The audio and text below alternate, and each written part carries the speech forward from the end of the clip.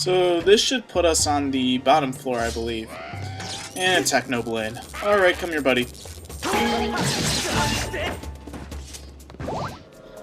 Heart. Okay. Yeah, we can find small quivers, like the seed satchels and goddess cubes. I mean, goddess chests. Why do I always make that mistake? There's, like, never a time where I can actually say it correctly. Anyway, die Beamos. Alright. So as you can see, the boss door has now been uncovered from the barbed wire. Barbed wire? I don't know. I'm gonna call it barbed wire. That's what it looks like. Anyway, now we are in the brig. And there are two bokoblins here. I feel like Obi-Wan Kenobi at the end of Revenge of the Sith. Don't try it, Anakin! I have the high ground! Are you gonna attack me? I have the high ground! Alright. Yep, and now those guys are gonna become Sith Lords. Well, anyway, we can't get to the brig and free those guys from there because it's guarded off by the electric fence. You're a human, aren't you, Berserk? So how'd you get in here, Veep? You came with the captain? Yeah, we came with the captain, skipper. What is his name? Is he the skipper or the captain? I don't know. I don't know. That's what I've always been confused about. Like, we go to Skipper's Retreat to grab the sea chart, but are we with the captain? So is the skipper an entirely different character, or is the skipper and the captain the same character? Because technically they're not the same people. Really, they shouldn't be the same people. Anyway, in order to get to the other end, like in order to get to the brig or anything, we have to activate the 2 engine rooms. And by doing that, we can activate the engine, well, the ship's engine, which is actually the floor right beneath the brig. So, yep, we can't go free those guys right now, so now we have a new task at hand. Turn on the 2 engines! Woo! I know, I just completely talked through all the dialogue. I didn't really read it. I was just talking. But I know what I have to do now. Yeah, it's pretty straightforward. You can just read the dialogue and you'll know exactly what to do. Like me. But I know already what I am doing, because I practiced this and I'm walkthroughing it and... never mind. Anyway. So the 2 engine rooms are actually on this floor. These are the doors that we've been in and out of a couple times. Well, not in and out of, but we passed by a couple times. Anyway, here we have 2 Technoblins. Wow, that was rather impressive. And we have an Ember Relic here. I think these things actually don't have positions that are, like, set in, like, the program. I think they just, like, randomly appear sometimes through, like, different locations in the dungeon. But anyway, over there is the actual engine that we need to activate, but it's guarded off by the electric fence. So in order, what we need to do is we need to push this block onto the switch. I don't think you really got a chance to see the switch, but it's right in front of us. I mean... it's just right there. Just trust me on this. We're gonna put it right on the switch right about now. Alright, good. So, now we've opened 2 windows, and as you can tell, one of those windows leads to the boat that we dropped when we first got the bow and arrow. So, the reason why I highly suggest you drop the boat at the point where you get the bow and arrow is so that when you actually get to this point of the dungeon, you don't actually have to go back up to the top of the ship or to the deck of the ship and then bring the boat down. Because you technically need to use this ship to go up and down from both floors with ease. Otherwise, if you try to switch the time shift stone and go back in the past, or go back to the future and then try to get back down to that room, you won't be able to activate anything. So what we need to do, first let's grab another monster horn from this guy. He was using it in his mouth and we just grabbed it off his belt. That was interesting. Anyway. Yeah, okay. Alright, so what we need to do, we need to pull out our bow and arrow. And the whole point of using this little escape boat so that we have a shortcut to go between floors without having to go between, like, the ship floors, which we actually can't do due to the fact that some of the floors, like some of the doors, are blocked off by barbed wire. Anyway, let's activate the rescue boat again, get back down, and climb through the window. Yeah, this puzzle actually took me a while to figure out the first time I was playing this game. I was like, why is this boat here? Why is this window here? How do I maneuver through this? As you can tell, like, that other door is barbed off.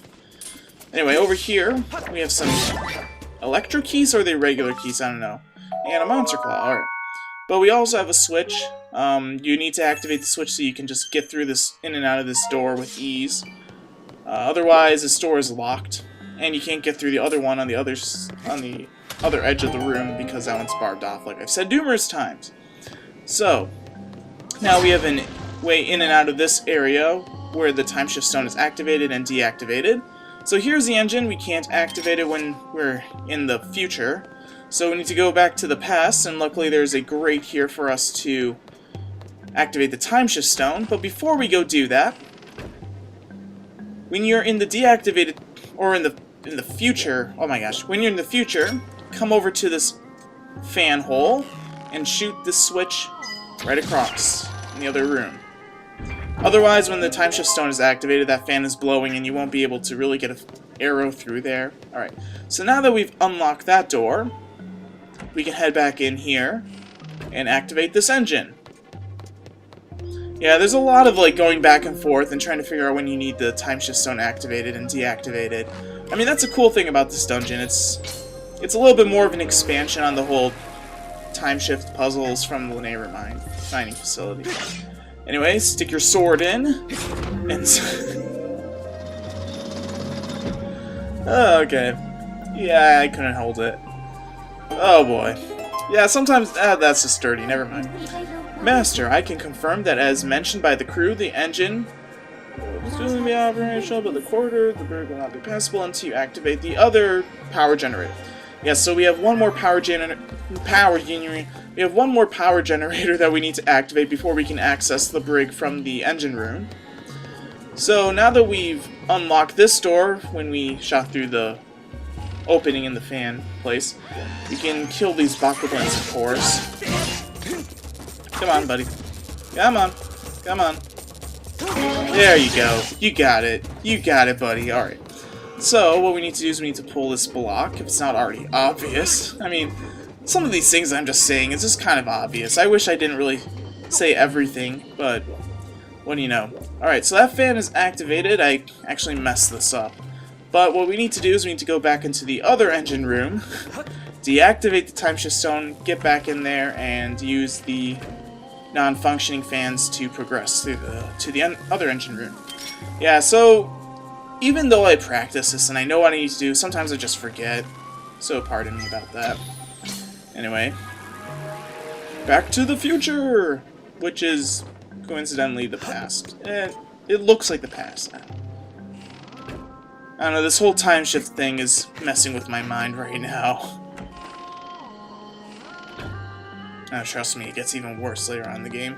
But, so now that we are in the future, if we step on this switch, what do you know? Another one of these fan, shoot through the fan, hit the switch on the other side puzzle. They really like these puzzles for some reason. I mean, they're cool puzzles, and I mean, it's a really nice puzzle, but at the same time, we've already done like how many of these? Three or four? Yeah, we've done quite a few of them. Alright, now back to the other engine room. Oh my gosh, yeah. Back to the other engine room, activate the time shift stone, back then to the second engine room, and then activate the engine. Or the power generator.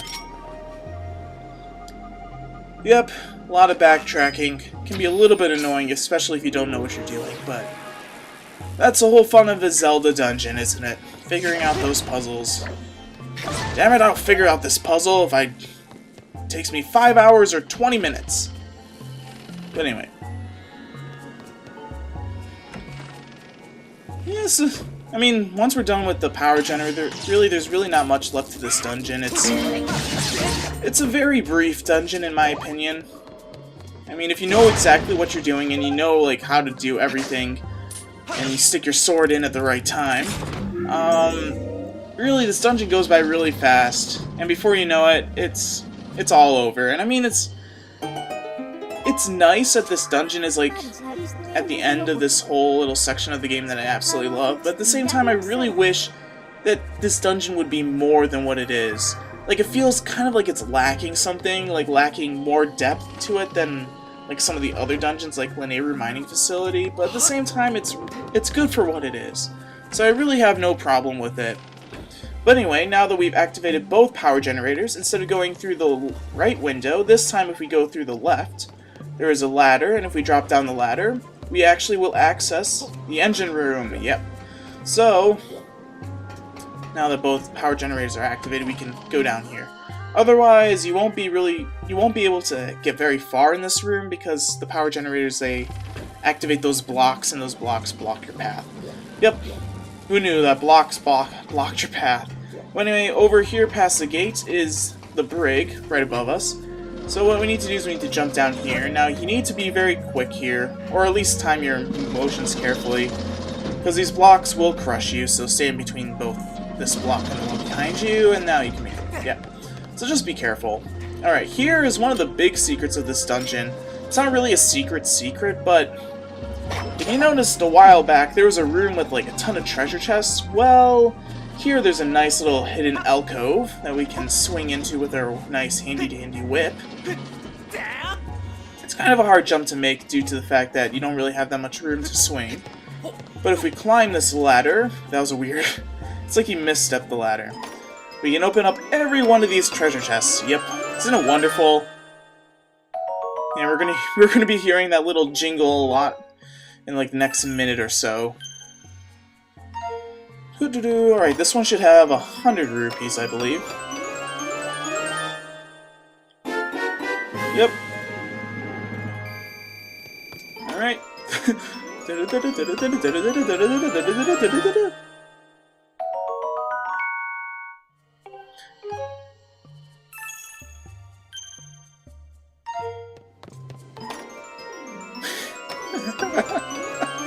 Oh my gosh. I don't think there's ever really been a Zelda game where you had like 5 chests in a row and you could just like open them like one after the other. So you hear like that little jingle like so many times. Oh my gosh. Alright, we got one more monster horn that puts us up to 9. Before we leave this dungeon, I think I'm going to go for having 12 monster horns. I mean, 12 is more than you actually need in the game, but you never know. You never know if you ever need to craft anything more than what you want. So basically that's all the treasure chests really that there are for the dungeon. I mean, except for the boss key, or the puzzle key. Because the boss key is not the correct terminology in this game. Alright, but now in order to progress to the brig, let's head in the direction that we're supposed to. Alright, here you want to time it so that once this block raises, you dash to the very end. Nintendo seems to do that kind of a puzzle numerous times. Like, they do it so many times in Paper Mario games. Well, anyway, you want to whip up onto this block. That was a little bit bad, but oh well. And to get to the top of that block, just jump off when one block is higher than the other. Now, before you go into that little crawl space, make sure you... Come on, seriously? Okay. Make sure you lower the gate. And now let's head off to the brig. Yep. We're gonna go save the crew. Here comes redemption, Captain, Skipper, whatever you are. Whoever you are. Whomever you are. I don't know.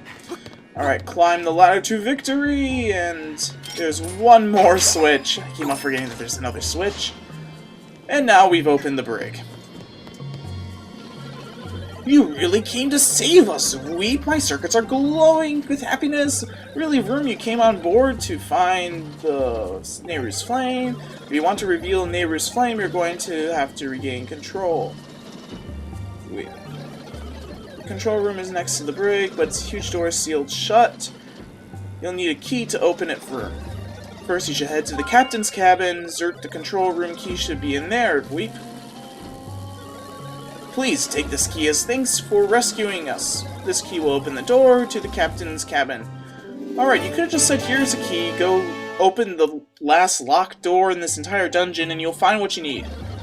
You came to get the captain's cabin... Wait, whoa! Wow, I completely messed that up. Anyway, there's the captain's cabin if you couldn't already figure out. It's the only part of the dungeon that we haven't been into yet, besides the boss room. But, yep. Alright, this is interesting. There's one guy who left, but there were 3 of those robots in here. Where did they go? Where did they go?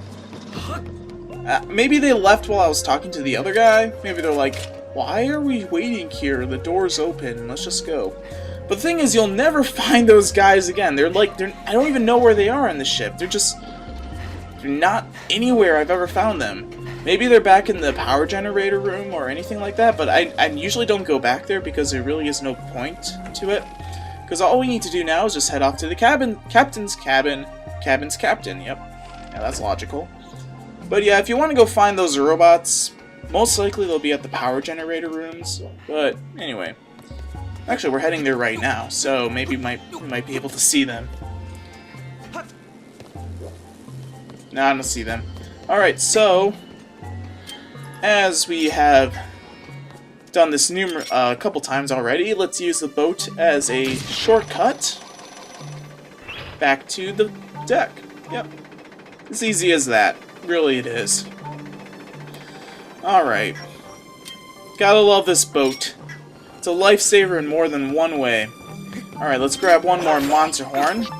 And the guy was using it, and yet again I grabbed it off his belt. But anyway, here's a locked door. And if we use our key, we can go grab the boss door key, whatever. Alright, so let's go in.